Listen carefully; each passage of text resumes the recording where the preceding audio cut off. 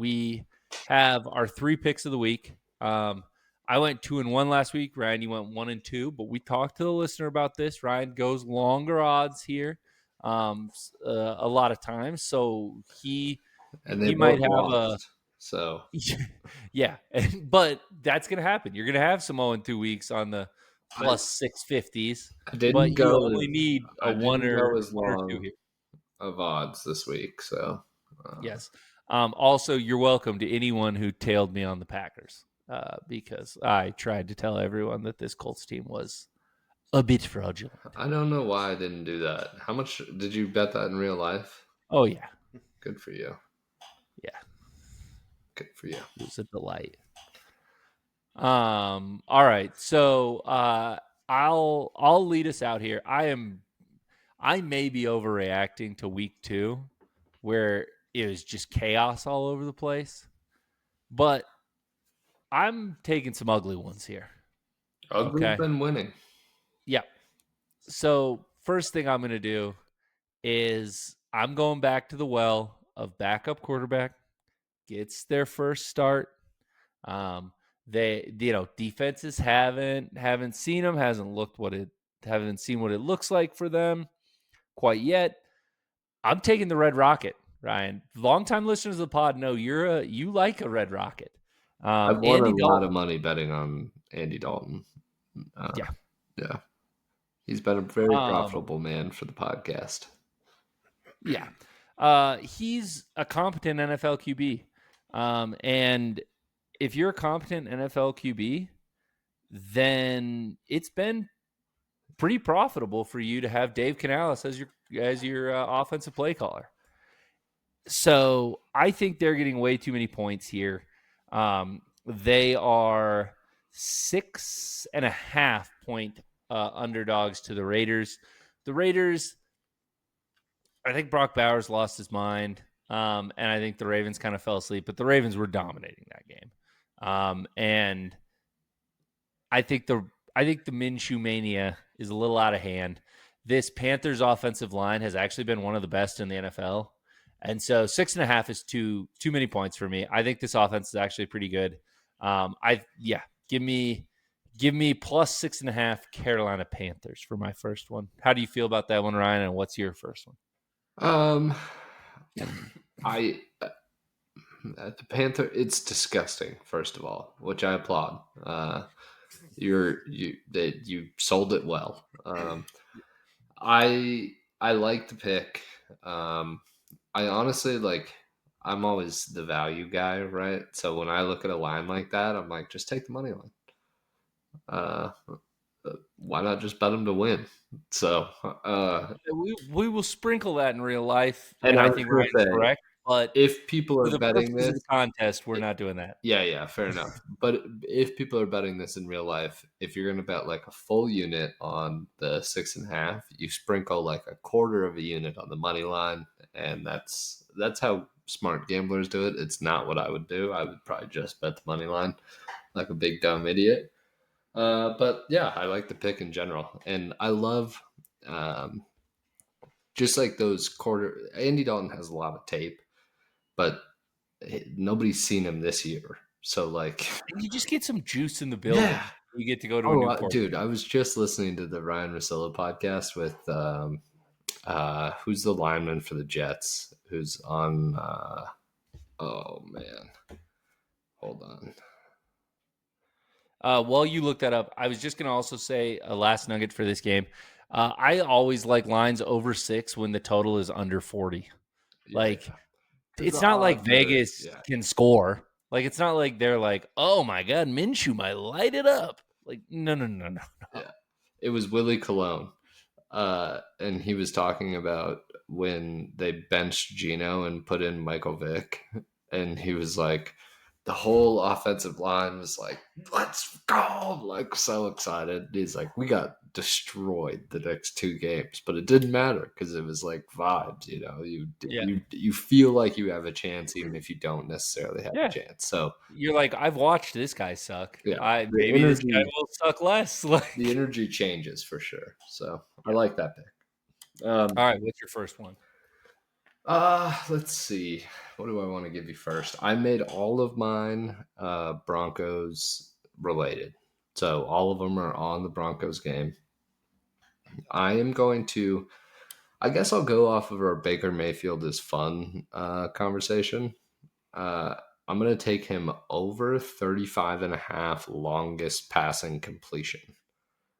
He throws bombs, and the Broncos love giving up bombs. So this is, to me, this is a lock. Hold on, let me see exactly what the odds are for you, Dan. I think it's minus 120, but yeah, My first one was also minus 120, to be clear. mine was minus 120. So uh, I like that. I think it's um, yeah. He's gonna find either Godwin or Evans for a long pass, and one of I mine am later nodding will in very vigorous agreement yeah because not only are you live on the Godwin Evans, you're live on just a dump off to a running White back. and then going for 40 yards because Alex Singleton runs a 5.640. Yeah, Like there are many ways that you get home with this bet, and I like it. Also, we might decide to play 40 yards off the line of scrimmage. So they may not meet resistance until 36, 37 yards. uh, Keep everything in front of you. That's Vance's motto. Uh Definitely don't put any mistake prone quarterbacks under pressure. Don't make them think about it too much. That could hurt their feelings. Yeah, I like that pick a lot. I think there's just a lot of ways you get home with it. Um, and I think our defense is going to be out there a lot. So they're the gonna be chances high. of a miscommunication on our rookie cornerback, who has been playing well, by the way, but like our rookie quarterback on Godwin or Evans, I predict a mistake gets made here or there. It's a little different passing And it's attack than clear what we're he's not going seen. to keep Sertain on Evans, which I would No, argue we should do. But in this case, you actually kind of have an argument because Godwin is also so good. So as long as he's yeah, on one of the two, I don't have a problem with it. But if those two line up on the same side of a formation and Sertain is on the other side of the ball, I think we should all vow to just not watch the Broncos for the rest of the year because I I can't do that to myself because how will I fill my Sundays? I mean, it's watching I other can't. football, there's other games on. No, no, certainly not. And appreciate the offer, but no, thank you, sir. All right. If it happens, Um, I think we should all vow when we go to the game. What are we going to? What game are we? I think Sertain should just get to punch Vance Joseph. I think we should Like all I throw think that should shoes be the in rule. advance. Throw shoes in pants. uh, it's a choice. Um, the I'm sure Vance's strategy looked good in practice on Wednesday. To be clear, he Against is Bo kind of Nix, it looking sure good as in. shit did. I'm sure it looks awesome. Yeah, We're just it's getting like it confirmation works. bias from playing against our own Yeah. trash team. Like, oh, this worked Um. against us. Yeah, I don't understand. All right, my second pick. We're not getting any better in terms of quality of quarterback, but I'm actually going against the Green Bay Packers here. 2.5. I'm taking the Titans. The Titans should have beat the Jets, who just looked great on And I Thursday. tell you to just take the money line here under a field goal, Kyle. Come on. It's they're favored. Oh, it's minus two and a half. Titans are favored. Oh my god. Yeah. Okay. All right. So you could, but this is No, better no, odds. no. Minus 115. No, They're you're right. minus 2.5. The Titans also should have beaten the Bears if Will Levis did not do everything he This could to might be lose the the game. ugliest pick on the board. And they've gotten 2 punts blocked, Ryan. Oh, And they've been in both games. The shift, I heard a thing that the shift, it's like an 80% shift in chances of winning a game if you get a punt blocked. And they've done it in 2 games and been competitive in both. And against the Jets, that's a good team. So ugh. I think that Malik Willis had the benefit of playing a Colts defense that is truly trash. And you talk about bad game plans. The Colts went out there and were like, too high safety. And Malik and LaFleur was like, oh, I'm not letting this idiot throw. We're going to run it 100 times. And they got their points in the first half and it held up. Um, but I think that here, I think this Has Titans team Love is actually officially too. been ruled out? Huh? I have to imagine yes, because or Vegas is as close to thinking this is possible, because otherwise there's zero way they are hanging a two minus Yeah. 2.5 Titans if they think there is any way that some better can find information that Love is playing. So Packers Wire says Jordan Love practices for third straight day. yeah, I'm sure he did. They've been pretty conservative with injuries in the past. They just gave this guy, they made him the highest paid quarterback. They have to think we already stole one. We just go steal one here. But I do not think Malik Willis can do that. I think this Titans team does it. So give me the Titans here, minus 2.5. You seem a little bit sadder about this one. No, Minus 150. I hate betting on Will Levis. Yeah, I mean, this. I said it while you were going through the case. It's the ugliest bet on the board. Like it is filthy, filthy, filthy, disgusting, gutter cellar sort of stuff. But a lot of times that stuff wins. So I don't like it, and I'm not gonna tell you on it, but I'm also not gonna bet the other side. I don't not agree with you. Like I think probably you're on the correct side if I had to bet something, because I do agree with you. I don't think that LaFleur is like he's so limited by what he has at quarterback right now that even scheme lord LaFleur is not necessarily going to be able to put up enough points to stay in this game. But um, yeah, it's ugly. It's disgusting. So I applaud you for it. You know, it There takes a is lot a of guts to do chance. stuff like this. There is a chance. Yeah, because no one wants to bet on Will Levis No, after all. The only clip that's been circling is his coach going, "What the fuck are you doing?" after he threw the ball backwards in the red yeah. zone. Which it was a fair quote too. Like Oh, he it earned it. was baffling. If anyone has earned a "What the fuck are you doing?" It's Will Levis these first 2 weeks. It's not good. But yeah, but I think that's just kind of how you make money is you say no one on the public is taking this. So this line is a little bit too high. Yeah, I it's a mean, the classic hold Colts your suck. nose. It's a classic hold your nose bet. Yeah. The Colts have the worst defense in the league, and they were favored in Lambeau last week. Yeah. Like everyone thought they were going to smoke them. It's Yeah. not that big of a difference. No, I mean, listen, you're you're barking up the right tree, I think here. So I just don't have the intestinal fortitude you do. Yeah. But it It's hideous. it takes a real man to nut up and take that. For my second one, I am staying on the Broncos, as I said. The Broncos game and the Broncos in this case. I'm going to take Bo Nix to have his longest rushing attempt over 10.5 yards.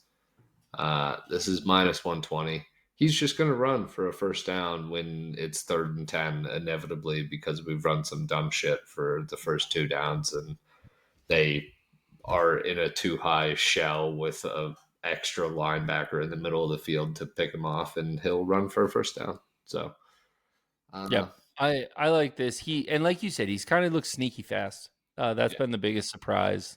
Has kind of been his athleticism yeah, here. So I like this, and I agree with you that if there's one thing that I have liked about our offense is that we have gotten Bo out of the pocket a little bit, to where he has a chance to take off, and it's not like running through the middle or something. yeah. So yeah, I like that as well. What are the odds on that bad boy? Minus 120. Perfect. All right. My final one. It would not be. It just wouldn't be right if I didn't stay on theme with the hideous, hideous quarterbacks here. And I'm going Skylar Thompson plus 4.5 here with the Dolphins. People forget rest is actually one of the biggest commodities in the NFL. This is a team that, even though they got beat, they now have a week and a half. Basically, it's a mini bye, when you do this. I think McDaniels is a good one. Also, Seattle might have played the two worst teams in the league in us and the Patriots, and they went to overtime with the Patriots, and we just saw what happened to them on the Jets with the Jets, and we saw what the Steelers defense was able to do to us. I think Seattle is a little overrated here. I'm coming off the bandwagon a little bit after I was driving the Seahawks to win the NFC West in some of our preseason previews, Who is going to win which the still NFC might West, happen though? I was because like, yeah, the it 49ers appears don't that look great. all of the 49ers and Rams are going to be out for the season. They're going to never play football again. So, I mean, maybe them or the Cardinals have looked pretty fun The Cardinals as have well. looked kind of filthy. Maybe they Yeah, will win the division. That's a fun bet. it it would be good. But yeah, I think that here I'm just saying this is too many points. This Seahawks team hasn't shown any ability to run away and hide from anyone. And those are teams that are like, I would commit at least 3 crimes to get Jalen Waddle on our team. And Jalen Waddle is not even the number one wide receiver for this team, right? Like A Chain, all that. I think they have so much more talent and such a better play caller than we do that this is a classic letdown spot for Seattle. And I think 4.5 is too much. I couldn't agree more. As you know, uh, that you want to talk about the real scheme lord. Uh, our Lord and Savior Mike McDaniel down there is he's doing the Lord's work. I mean, it's just I guarantee you that this is going to be a fun game to watch no matter what. And they're going to score points, so I agree with you that getting this over a field goal is it's almost a must bet, honestly. So, kudos to you. And Uh, that one is minus 110 too. You have you're not the even paying full juice. juice. It's not moving. Yeah. Yeah, that's crazy. Well, yeah, you're paying some juice, but you Right, always right. are. The typical juice. Yeah, yeah. You're paying juice on every bet.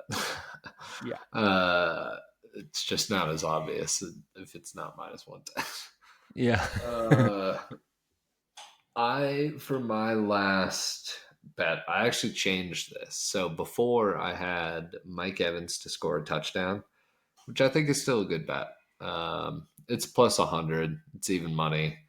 Um, he's so big and just such an easy outlet in the red zone for Baker. And I think he has such big play potential that if he sees Surtain on the other side of the field on Godwin, I just can't imagine that the first read is not Mike Evans streaking down the field. Like they should just have a check to just turn that into the Madden straight down the field route.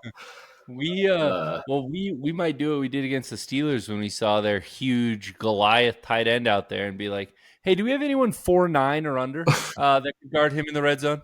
Anyway, you can't be 5 foot. That'd be unfair." Like the cornerback literally, I think it was a safety actually, but he literally threw his hands up. Like, what am I supposed to do? yeah, This guy's huge. yeah. Uh, but I decided to go with a more Broncos positive bet. Um, and so I am going to take Zach Allen over, well, basically to have half a sack or more at plus 145. I think he gets to Baker. And with mobile quarterbacks, like if he's kind of rushing, but they get to him, like that's a sack. So I think Yeah. that this is a yeah, you know, Zach Allen, to your point earlier in the podcast, he's been playing great. So I think getting this is sort of, you have to get in these weird markets to find efficiencies in betting anymore because there's so much money being thrown around on spreads and people paying for picks and all this stuff that you have to sort of hunt to find value. And I think if you find a player who's sort of undervalued early in the season, I was doing with this with Tyrese Maxey like 3 years ago when his threes would be like over 1.5. I'm like, well, he's shooting 6, so he's definitely going to make probably 2 for sure. So and it was positive odds all the time. So I think Zach Allen is in that zone right now where there's some value here. Yeah, he's been one of the best interior linemen in the league this year. Yeah. And because we suck, he's not going to get talked about, to your point, and people aren't looking at the Zach Allen markets in there. But you're right. If you told me, hey, we come in here and we're talking about a Broncos victory, it would be Zach Allen wrecked a lot of plays because if Baker has time back there, it's going to be bad. So I like that bet as well, and I like to end on a positive note. So that's great work by you. Know that we, even though we're being a little critical, it comes from a place of love. We just want the to your point, Ryan, the team that we grew up with, the team of sustained competence under Pat Bowlen. Uh, we want those days back. We're not asking to be What would perennial Super what would Bowl we give contenders. We just want for to be competent. what would we give for Jake Plummer right now? Just give me Jake the Oh, Snake. Like, Ryan, yeah, you know how I feel about Jake the Snake. I love that guy. yeah. That was heartbreaking when we lost to the Steelers. God, I hate the Steelers. God, the Steelers suck. You Well, know what? outside of Cordell Stewart, we Yeah, did he was really awesome. enjoy Cordell Stewart.